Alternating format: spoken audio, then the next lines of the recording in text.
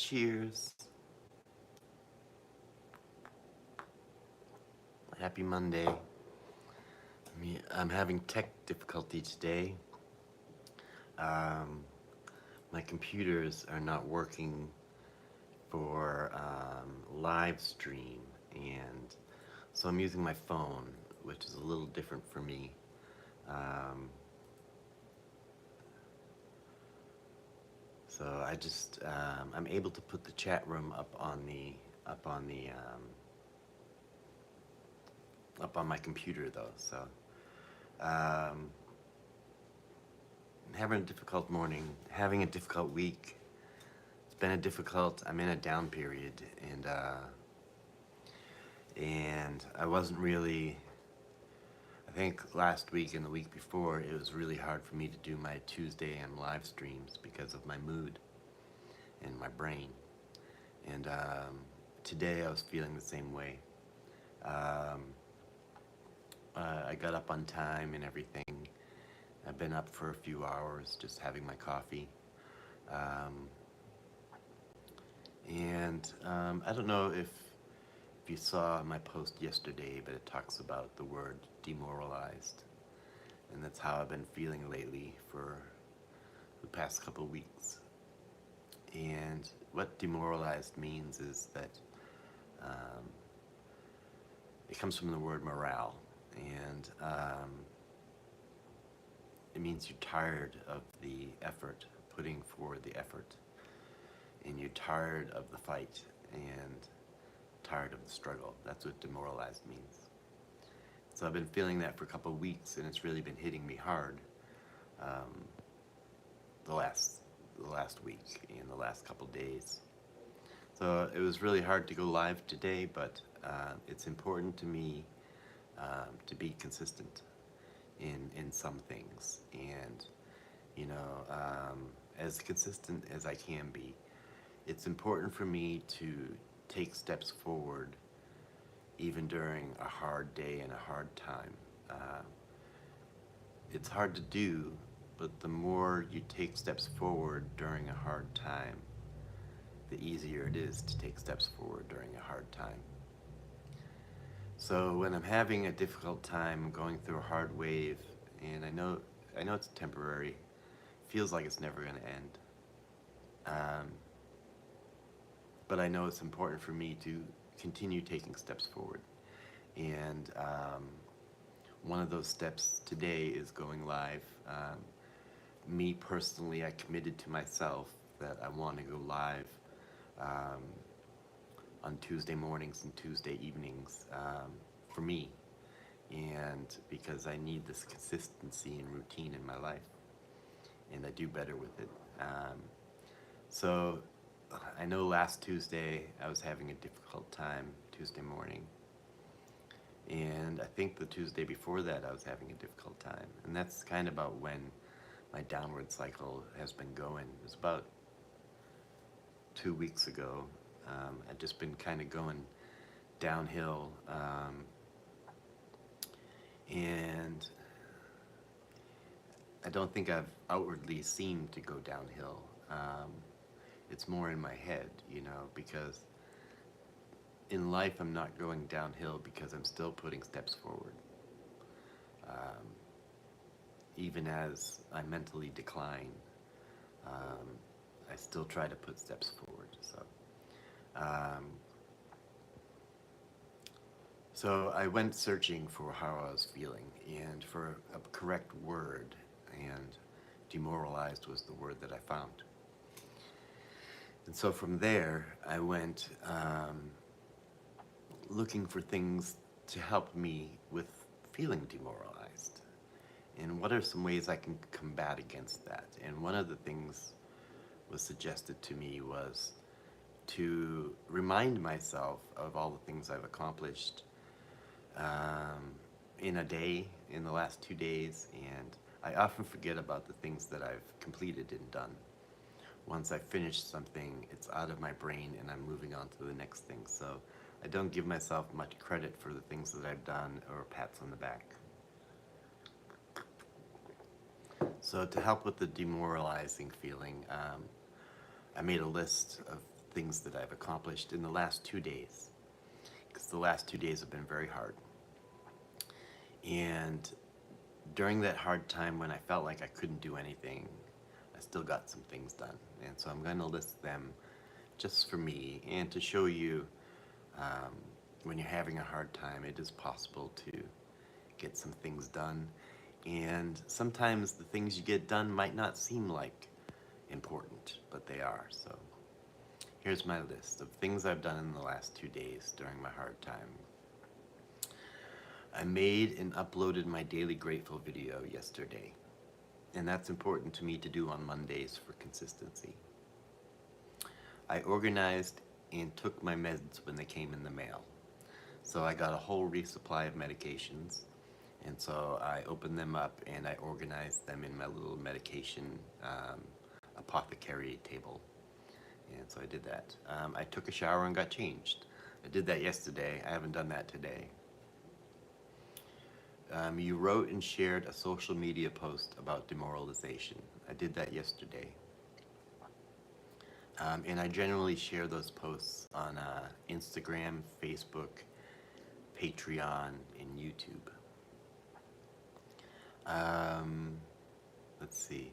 You ate even while it was begrudgingly chilly. I did. My eating has not been good lately. Yesterday all I ate was a can of chili.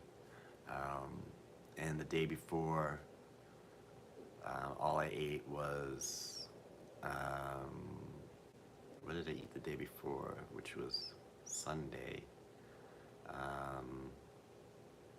I had a small sandwich or something, but my ARFID, my eating disorder, has been on high.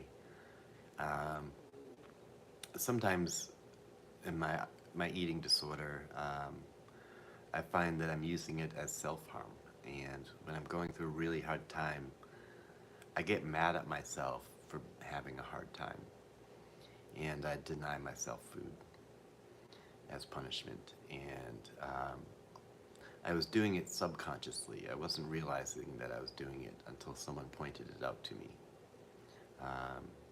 I used to do self-harm, such as cutting and things like that, but I never withheld food from myself intentionally until I developed an eating disorder.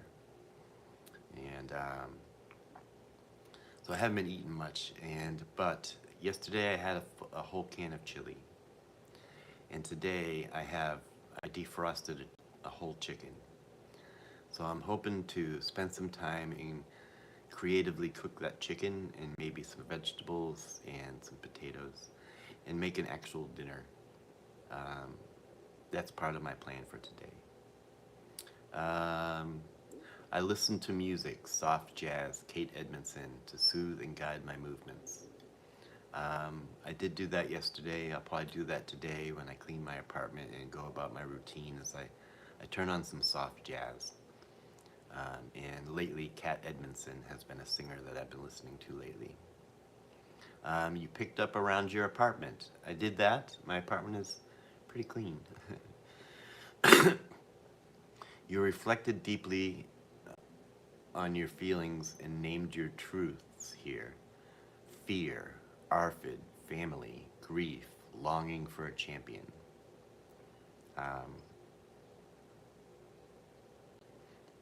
Yeah, I'm aware of all the things that I'm grieving over, and I think about them.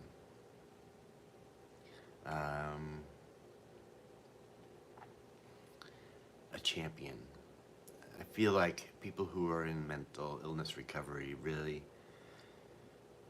it's helpful for them to have a champion. And what do I mean by that? Well, when I was younger, my dad was my champion. He was interested in all the things that I was doing, and he wanted to hear my songs, and he was supportive of me being a singer-songwriter, and really wanted to was interested in me and the things that I was doing, and very supportive, and would talk to his friends about what his son is doing and things like that. He would come to my shows and he would help me with marketing. And today, I think my friend Kay is my champion.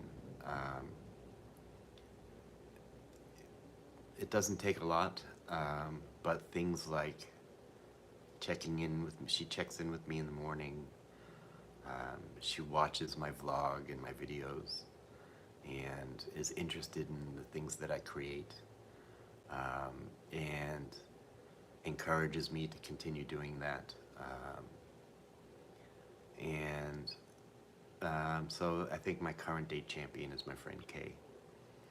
But I think it's important for people to have some sort of champion to kind of blow in their sails a little bit and give them kind of boost their morale when their morale is low.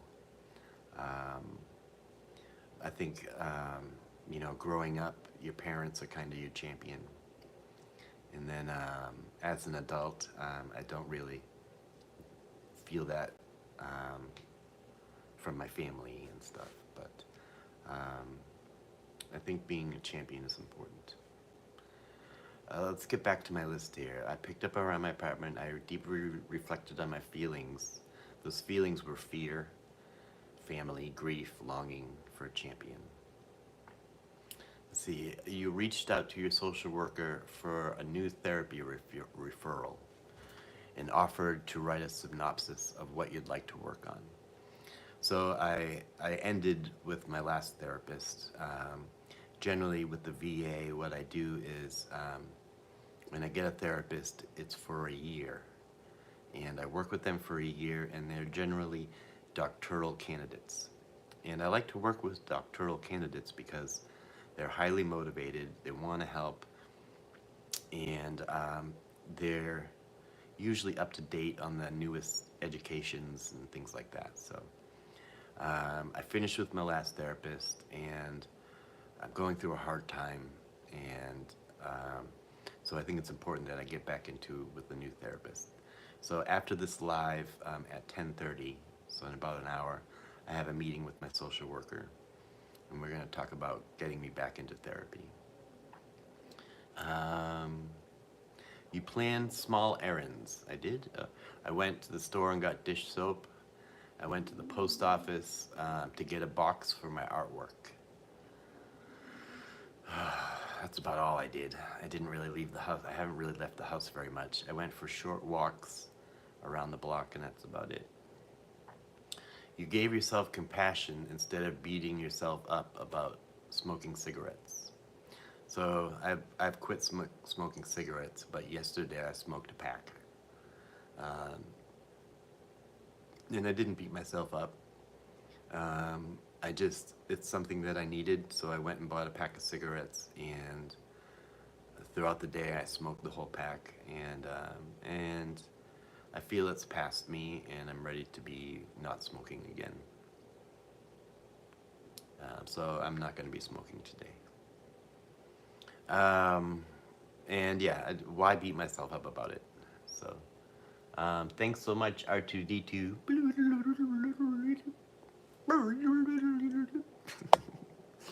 Beeps and boops.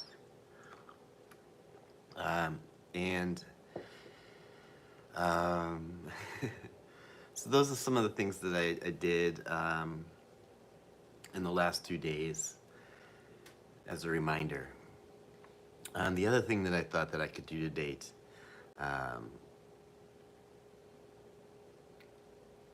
was list my accomplishments of this year, because I forget them. I don't give myself credit for them, and currently I feel like nothing's happening. I feel like I'm in a purgatory or something where I can't move forward, and I'm trying to. And in this moment, it feels like I'm never moving forward, and I'm never gonna move forward. And so I thought I would list out the things that I have accomplished this year in 2025, just to remind myself.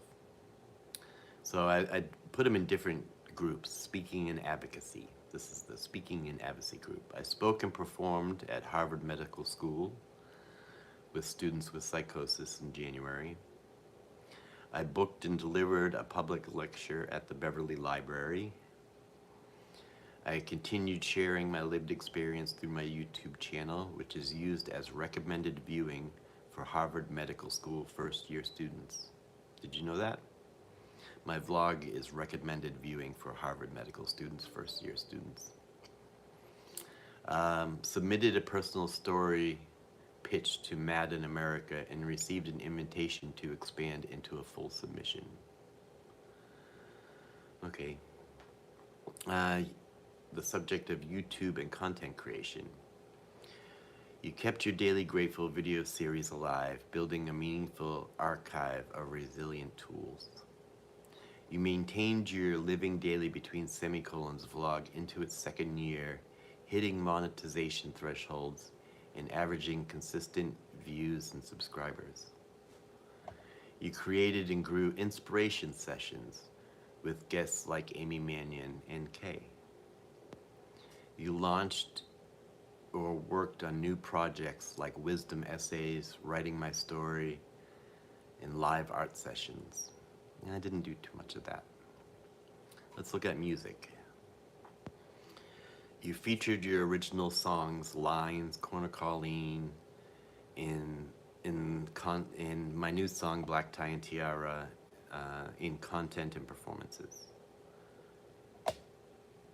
I completed my song Black Tie and Tiara, embracing my feminine side and wove it into my memoir project.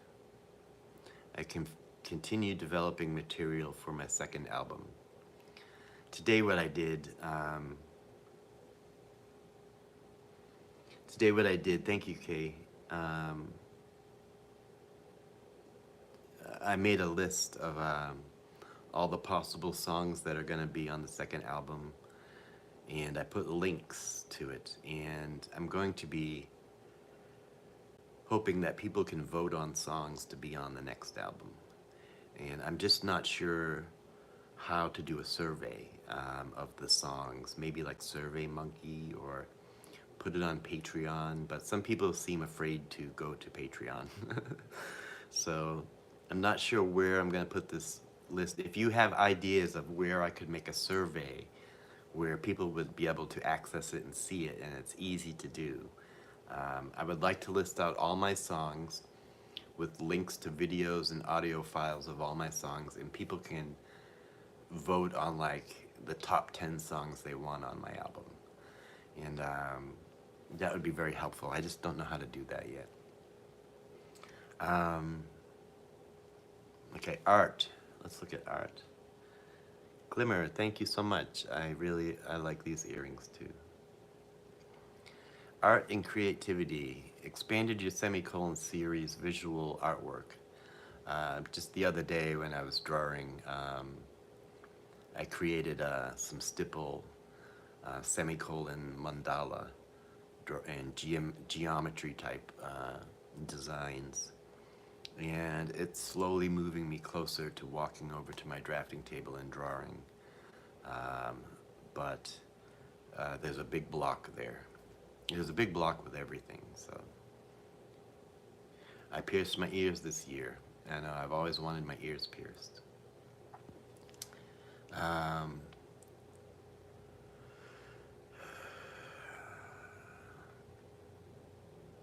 Okay, writing and memoir. I continued structured work on my memoir, Terminally Unique, an unlikely adventure from madness to meaning.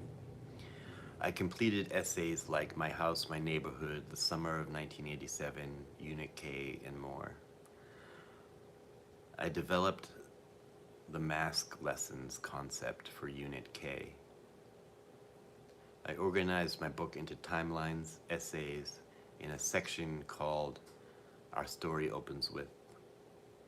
I kept showing up to write during living in survival mode, and I successfully ran a GoFundMe to go on a trip to Newburyport, and that also, those funds got me a lot of the tools and survival things that I need to just get by while I'm writing.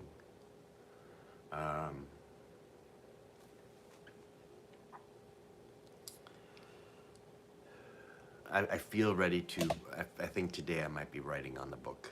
And I was going to do it yesterday, and um, I've been frozen. So, um, personal growth and healing. I stayed consistent with my morning routines and medication management. Um, Something about that is I am, people who watch this probably know that I don't take mood stabilizers or things that alter my mood, um, antidepressants or mood stabilizers. And I took them for about 10 years, and I worked my way off of them, instead developing coping skills and routines. And I did tell myself that if there came a time where I needed to go back on them, that I would consider going back on them, and that those thoughts are going on in my mind. I've been down for quite some time, and it doesn't feel like it's getting any better. Um, and I'm doing my coping skills, but they're not. I'm down a little too low for the coping skills to be effective. So I am considering today, when I talk to my social worker, um, to make an appointment with my psychiatrist and perhaps go back on antidepressants and mood stabilizers. Um, which there's no shame in doing that. It was really hard to get off them, and the reason I wanted to get off them is because long-term use can hurt your kidneys. My kidneys are pretty healthy, so um, it's a lot of medication though. It's I right now I take 6 medications, and so it'll be adding on 3 or 4 more, um, which I'm not too thrilled about, but I'm open to having the conversation. Um, I took active steps to quit smoking. Um, Quitting smoking is, I've been working on it this whole year, and I'm on the patch. Um, but I think, yeah, quitting nicotine has been one of the hardest things to quit. And I'm still on the patch, and I'm still working it as best I can. Um, well, it wouldn't be 3 at once. It would be, I can't take an antidepressant without taking mood stabilizers. And last time I took 2 different antidepressants, and one was the antidepressant mood stabilizer, one was the antidepressant, and one was just a mood stabilizer. Um, so they wouldn't start me off just throwing 3, meds at me, but they would start me off slow. And it would take a while for it to take effect, a couple months. But there's also weighing that this has been going on for about 2 weeks, and it has a lot to do with situational things.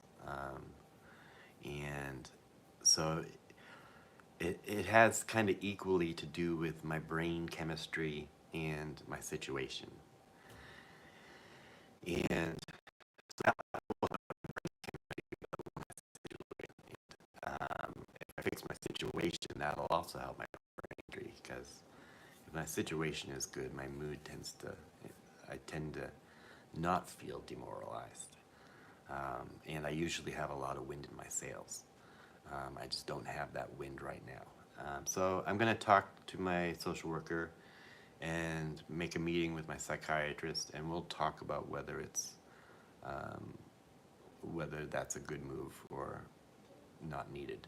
So um, I'm still I still want to use my routines and things like that. So good on you for being open to that conversation. I know it's not easy. Perhaps they'll have different options for you this time around with fewer side effects. Um, yeah, I'm not too worried about my side effects. The medications that I was taking um, didn't have a lot of side effects. And the one that it did have was weight gain, so probably get me eating more. Um,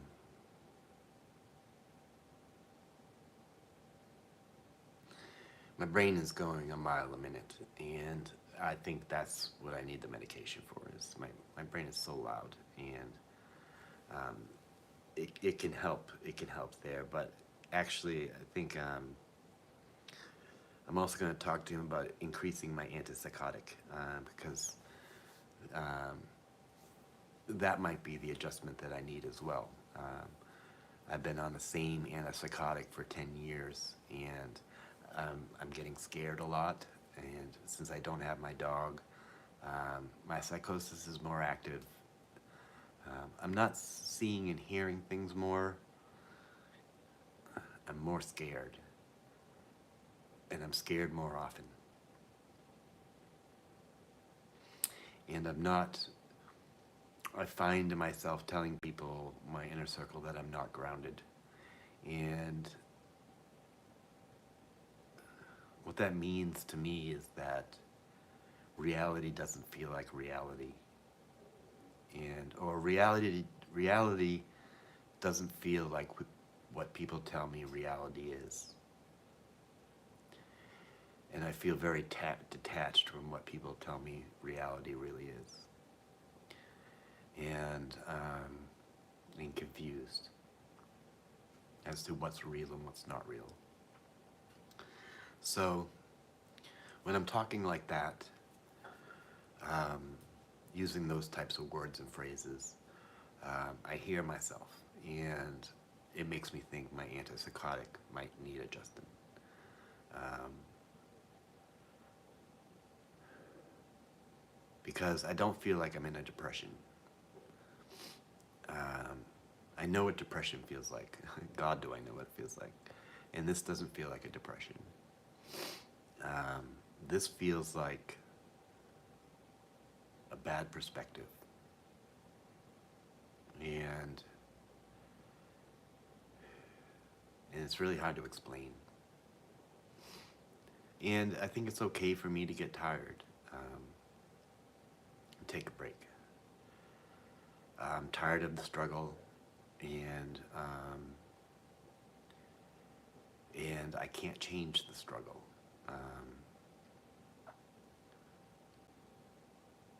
But I can put little steps forward, and so that's what I'm doing. The ADD meds that you're taking might be increasing the symptoms as well. That's something for me to talk about with him. We didn't talk, when we did talk about the side effects of the ADD meds, there wasn't any of that. So I'm really happy with my ADD meds. Um, I've been I've been hyper productive with my ADD meds, and it makes me think what I would have been capable of had I had them when I was younger. I probably would have been an A student and gone to college rather than drop out and be an F student. Um,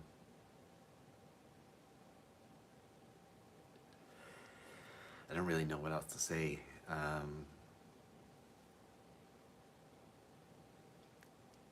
It takes a sip of coffee.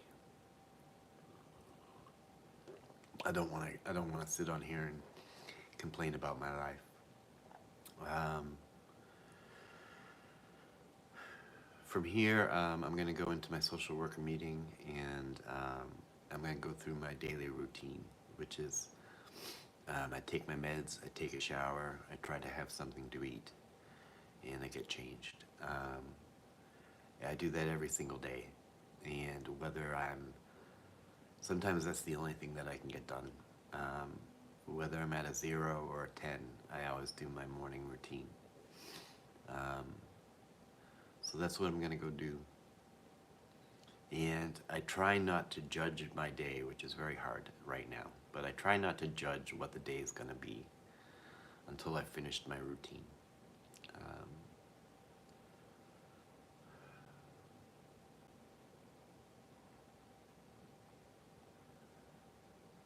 I'm having a panic attack come on.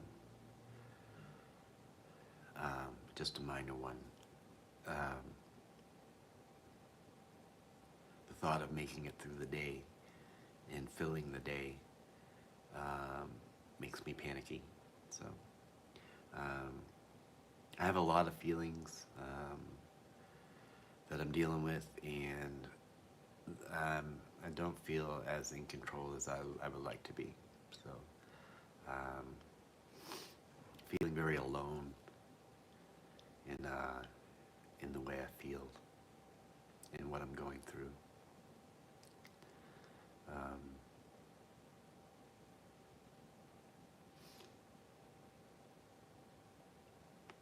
I'm also going through just grief. I know it's been 2 years, but when I go through a hard time, I often reflect on how the time would be a lot easier if my dog was here. Um, Thanks everybody for showing up today. And it was hard to show up this morning, and my brain was telling me to skip it.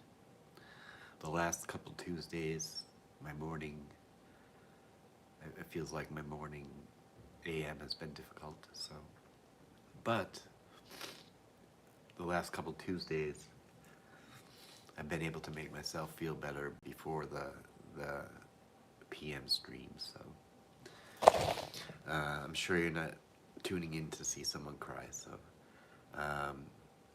thanks everybody, and I appreciate you watching and your continued support.